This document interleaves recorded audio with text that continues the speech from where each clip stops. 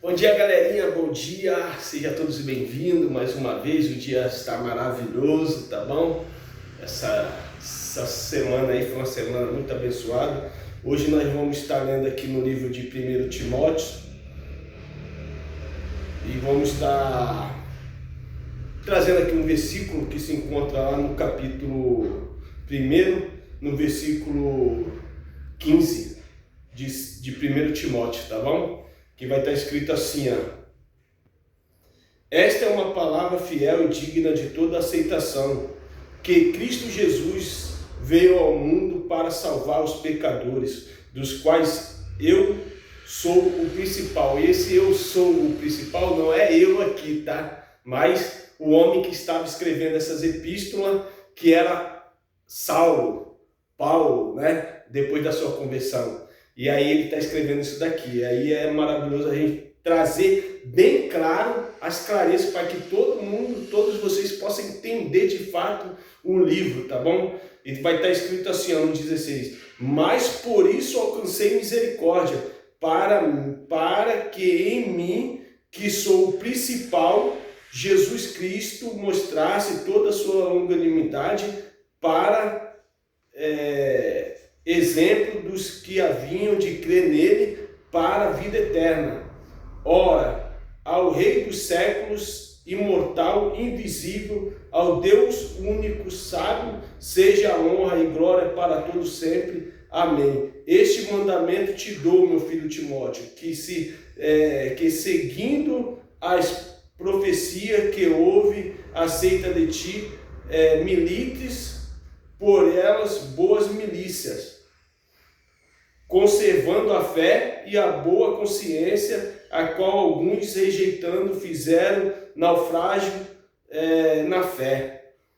E entre esses foram Himeneu e Alexandre, os que entreguei a Satanás. Satanás aqui é entregar os da lei, tá? Os que pegavam a lei, ali os sacerdotes, ali os fariseus, para que aprendam a não blasfemar, porque eles eram tremendos e eles não aceitavam a graça de Deus, então eles tinham que ser guiados pelos da lei, e os da lei era cruel, porque se você errasse, e dependendo do teu erro, você pagava até com a própria vida, com a própria morte.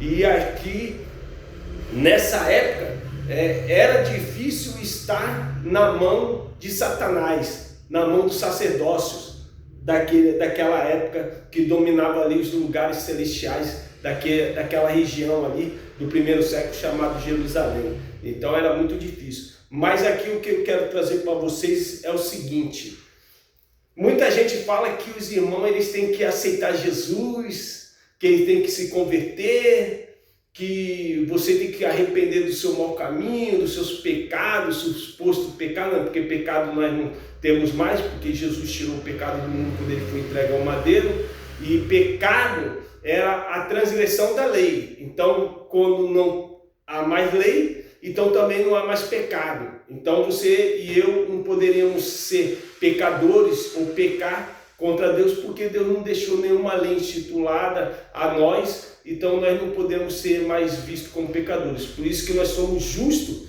no Senhor, porque Ele nos justificou, removendo a lei, o escrito de ordenança, e deixando nós justos pela sua justificação, pela lavagem regeneradora da sua morte no madeiro. Então você é justo perante o Senhor. Você e eu só não tínhamos esse entendimento que nós temos hoje. E hoje nós passamos a ter, porque nós sabemos ler agora o livro perfeitamente. Então quem era? Quando Paulo fala assim, eu, pecador, o principal, né? Um dos principais ali.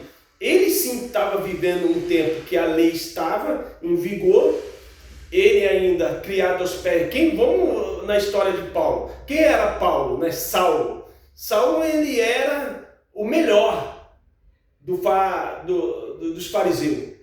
Ele era o melhor ali na sua prática legalista da lei de Moisés. Ele fala que ele aprendeu aos pés de Gamaliel, né? Hebreus de hebreus, judeus de judeus, considerado até mesmo um fariseu por estudar e praticar toda a lei, e ele preservava e guardava confiadamente a lei de Moisés, na qual ele muitas das vezes ele foi perseguidor daqueles que estavam pregando a ressurreição, pregando ali que Jesus tinha ressuscitado e aparecido a eles ali, e agora eles tinham esse dever de pregar ali em base à ressurreição de Cristo. E o que Paulo fazia? Paulo pegava a carta do sumo sacerdote e ia atrás desses irmãos que estavam pregando a ressurreição para matá-lo.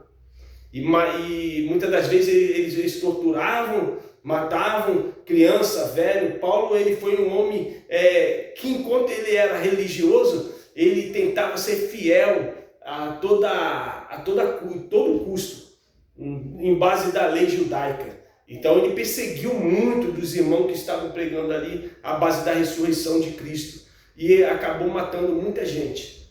Só que uma hora ele indo ao caminho de Damasco para pegar e trazer para o sumo sacerdote preso e capturado aqueles que estavam pregando a ressurreição. Então, quando ele está a caminho de Damasco, quem é que aparece para ele? Uma luz excessiva que ninguém podia ver, o próprio Cristo, e falou bradamente com ele, na qual falou: Saulo, Saulo, por que me persegues? E ele: Senhor, és tu? E ali ele caiu por terra ali, ficando cego, e ali ele passa a ouvir da boca de Deus palavras inefáveis, e ali ele se converte, e agora ele tem por obrigação levar o evangelho da graça para todos os seus irmãos, para o povo gentil, e ali ele começa a ter uma transformação de vida. Mas aí eu te pergunto, Saulo, ele se arrependeu dos seus caminhos, da sua vida que ele vivia, ou foi o próprio Jesus que foi lá e resgatou ele? Foi o próprio Jesus que foi lá e converteu a vida dele? Foi o próprio Jesus que falou assim: não, a partir de hoje, até aqui você era Saulo, o judeu, o perseguidor do meu povo, que matava, que destruía e tentava exterminar a palavra que eu trouxe do céu. Mas daqui em diante você não vai ser mais Saulo, agora você vai ser Paulo. E aí agora ele é Paulo de Tarso, o grande homem, o grande pregador, o ministro do reino de Deus, embaixador de Cristo. E aí ele tinha por ordem agora pregar as boas novas do reino e falar toda a consumação da cruz e o valor da morte, e o valor do peso da cruz sobre a vida da humanidade. E agora ele estava trazendo palavras inefáveis, não que era dele mesmo, porque a palavra lá, quando Jesus falou: eu vou enviar um que de mim vai testificar toda a verdade, vai falar do que veio ouvir e vai falar a minha verdade, não testificará de si mesmo. E aí, quando ele está ali no caminho de Damasco, aparece Ananias, um homem piedoso na lei, varão valoroso conforme a lei, e Deus fala para ele: vai lá, que vai ter ao caminho na cidade lá um homem chamado Tarso, e esse daí eu tenho uma grande obra na vida dele. E aí Ananias aparece para Paulo e fala: Paulo, foi você que Deus designou para subires e ouvires do justo, da boca do justo, palavras inefáveis, e guiar nós nessa verdade. E aí agora Paulo tinha uma verdade para pregar para o povo, que não era a verdade dele, mas a verdade de Cristo, o ressurreto, o fruto do Espírito. E agora ele, conduzido pelo Espírito Santo do Senhor, ele estava ali pregando para o povo gentil a graça de Deus, a grande graça reveladora. E aí nas suas cartas a gente vai começar a ter um entendimento da graça de Deus. Eu e você, nós não podemos se envolver com nada da lei, porque Paulo ele deixou bem claro, ele falou assim: até hoje, quando é lido Moisés, é posto um véu, né? Mostra de fato que essas pessoas estão com o coração endurecido e não se converteram a Cristo ainda. Então quem está pegando a Bíblia hoje para ler e volta lá no Velho Testamento, está se afastando do Senhor, está se afastando de Cristo, porque Cristo ele veio para exterminar, acabar com todo o jugo pesado da lei de servidão e que servia de escravidão para aquele povo. E aí trouxe a graça de Deus, e ele coloca Paulo como embaixador de Deus, como embaixador do reino. E o reino agora estava estabelecido na terra. E hoje, no século que eu estou vivendo hoje, eu vivo a graça, a eterna graça de Deus somos justos, justificados no Espírito, e a gente não pode deixar que essas pessoas religiosas, das religiões que estão afastadas de Cristo, porque eles estão afastados de Cristo, porque eles voltaram de volta ao rudimento da lei mosaica, da lei de Moisés, e aí eles querem fazer com que nós voltemos também ao jugo da escravidão, mas nós não vamos poder fazer isso, porque lá em Gálatas fala, maldito o homem, né, que voltar para a lei. Maldito o homem, se você sendo judeus, se você sendo gentil se misturar com qualquer coisa da lei judaica, você está afastado, separado de Cristo. Então a gente não pode se envolver com nada da lei. A gente não pode se envolver com nada que é judaico. A gente não tem que se apegar nesses lugares que eles querem imitar Israel em tudo. Porque nós não somos mais esse povo ignorante. Nós não estamos mais tomando leitinho. Nós estamos comendo comida sólida. Viva a sua vida, viva na graça de Deus, na presença do Espírito, e você vai começar a entender esse livro melhor. Começa a estudar as cartas de Paulo. Vamos ler o livro de Gálatas. Gálatas está ensinando ali os dois evangelhos que estavam sendo anunciados naquele primeiro século. O evangelho dos judeus, que era o evangelho da circuncisão, e o evangelho do gentil, o evangelho da incircuncisão. Porque ele fala que se nós, povo gentil, nós não devemos cumprir nada da lei. E se você deixava se circuncidar, aí você era obrigado a guardar a lei, porque você deixando se circuncidar na carne, você era obrigado a guardar a lei, porque você era visto pelo judeu naquela época como um judeu de circuncisão. Então você tinha que guardar a Torá. E quando você errasse na Torá, o pau comia, porque aí você agora era visto como um judeu de circuncisão. Então Paulo deixava bem claro, se você é um gentil, não vos deixe se circuncidar, porque se deixar-vos se circuncidar, você agora vai ser obrigado a guardar e a cumprir toda a lei. Mas você é gentil, não se envolva com nada da lei, porque se você se envolver com alguma coisa da lei, você está se tornando inimigos do feito da cruz de Cristo sobre a sua vida. Olha só como que era o ensinamento de Paulo. O ensinamento daquele homem que Deus enviou agora para revelar as revelações do céu à nossa vida hoje. E hoje nós conseguimos compreender essa boa mensagem, porque hoje tem vários irmãos no meio da internet pregando sobre a graça de Deus, mostrando para nós que essas igrejas são calabouços, que essas igrejas são arapucas, são gaiolas, prendendo as pessoas como se prendiam os passarinheiros.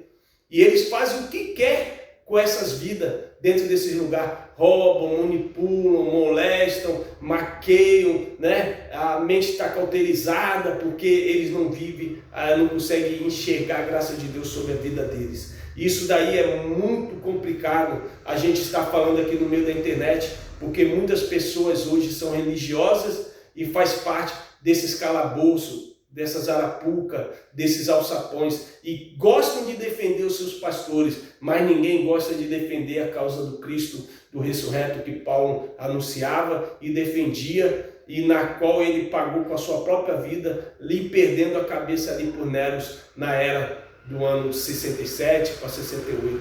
E aí ficou as suas dádivas das suas mensagens, e essa mensagem aplica na nossa vida hoje. Hoje em dia eu estou passando aqui nessa manhã para deixar essa mensagem para vocês refletir. Viva a espiritualidade, viva a fé, mas não viva a religião. Não entre dentro dos calabouços, das arapucas, dos alçapões, porque senão vocês só vão ter a mente cauterizada e vão viver o pânico, vão viver com medo de pagar o preço, de errar, de viver e um dia morrer e ter que ir para o inferno porque você não conseguiu cumprir nada do que eles querem que você faça lá dentro. Porque nenhum religioso consegue ser santo nesse lugar. Na graça de Deus, o mais impuro é mais santo. Nas religiões, no tempo judaico, no tempo da lei, o mais santo era imundo, era perverso, era pecador, era falho, era cheio das suas imundícias. Mas na graça de Deus, o mais imundo, o mais perverso, o mais impuro se torna santo, porque Cristo o santificou. Essa é a minha vida, é a sua vida, é a vida de todos nós. O povo lá fora só não tem o conhecimento dessa verdade, mas um dia essa verdade ela vai chegar à tona, porque é Deus que vai querer nos dar, a nos revelar essa graça maravilhosa. Da mesma forma que ele fez na vida de Paulo, quando ele quiser transformar e querer que a sua mente absorva todo o conhecimento da graça de Deus, isso vai acontecer, porque ele é Deus, ele é Rei dos Reis, Senhor dos Senhores. Uma ótima manhã, fica todos com Deus. Fui! Forte abraço!